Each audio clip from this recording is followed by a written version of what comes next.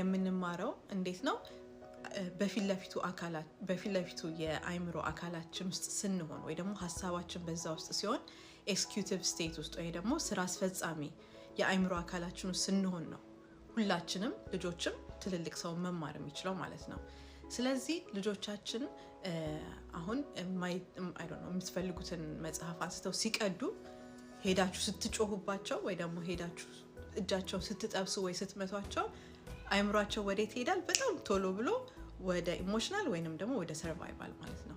ከዛ ሰርቫይቫል ውስጥና ኢሞሽናል ውስጥ ከገባ በኋላ አይምሮ ወይ ሀሳብ እንትናቸው መማር አይደለም በቃ የመማር የሚባለውን ነገር አይምሯቸው ብሎክ ያደርግና እነሱን እንዴት ሴፍ አድርጌ እንዴት ኪፕ ላድርጋቸው ብሎ ሰውነታቸው እነሱን ወደ ማቆየት ወይ ደግሞ ሰላም ወደ ማድረግ ይሄዳል ማለት ነው። ስለዚህ ወይ ልጆች ይደበቃሉ ወይ ሽምቅቅ ይላሉ ወይ ያለቅሳሉ አይደለ ወይ ይሮጡና ይሄዳሉ ወይ ካጠገባችን ዞር ይላሉ። ይህ ምን እየሆነ ነው? ልጆቹ አደጋ ውስጥ ነክ አይምሯቸው አደጋ ውስጥ ነክ የሆነ በቃ ራስህን አድን እያላቸው ነውና በዛ አይምሮ አካል ውስጥ ሆነው ልጆች የመማር እድላቸው በቃ ባዶ ነው ማለት ነው። ስለዚህ ልጆቻችን ስንቆጣቸው ስንመታቸው ስንጮህባቸው የማይሰሙን ወይ ደግሞ መልሰው ያንን ጥፋት የሚያጠፉት እነሱ መጥፎ ስለሆኑ ወይ ደግሞ ስለማይገባቸው ወይ ደግሞ አስቸጋሪ ስለሆኑ ሳይሆን አይምሯቸውን የመማሪያ ቦታ ላይ እንዲሆን እየፈቀድንለት ስላልሆነ ነው። ስለዚህ ምን ይጠቅማል? ልጆቻችን ጥፋት አጠፉ ብለን ስናስብ አንደኛ ራሳችንን እናቁም።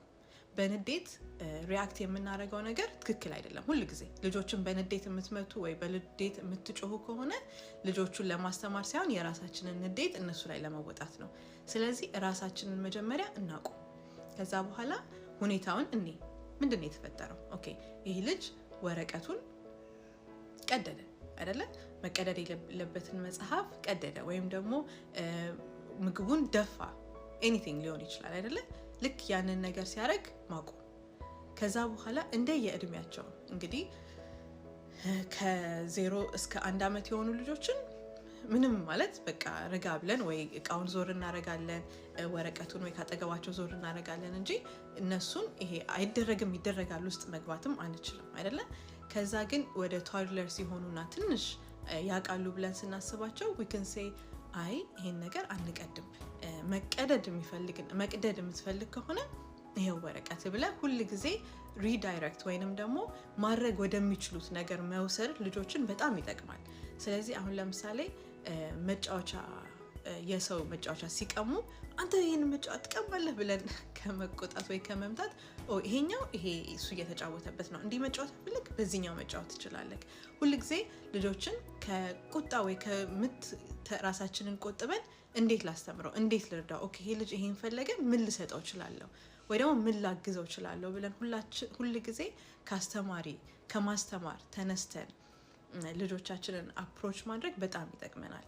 እና ነገሮችንም ደግሞ ፐርሰናል ወስደን እንዳንናደድም ይረዳናል። ልጆቻችንን እንዴት ማየት እነዚህ ልጆች ይሄ አይምሯቸው ሙሉ በሙሉ ዴቨሎፕ ስላላረገ ማድረግ የሚችለው በዚህ ሰዓት ይሄንን ያደረገው እኔ ይሄንን ወስጄ እንዴት ትምህርት ላድርገው ብለን ራሳችንን ሁሉ ጊዜ ከሚችል አስተማሪ ቦታ ሆነን ልጆቻችን ጋር ኢንተራክት ማድረግ ልጆቻችንን ለማስተማር መንቀሳቀስ ሞር ጥፋት የምንላቸውን ነገሮች እየቀነሱ ወደ መማርና በደንብ አስተዋይ ልጆች ወደ መሆን የሚሄዱት እኛ ስናስተምራቸው ነው እንጂ ስንቆጣቸው ስንመታቸው ስንጮህባቸው አይደለም ማለት ነው።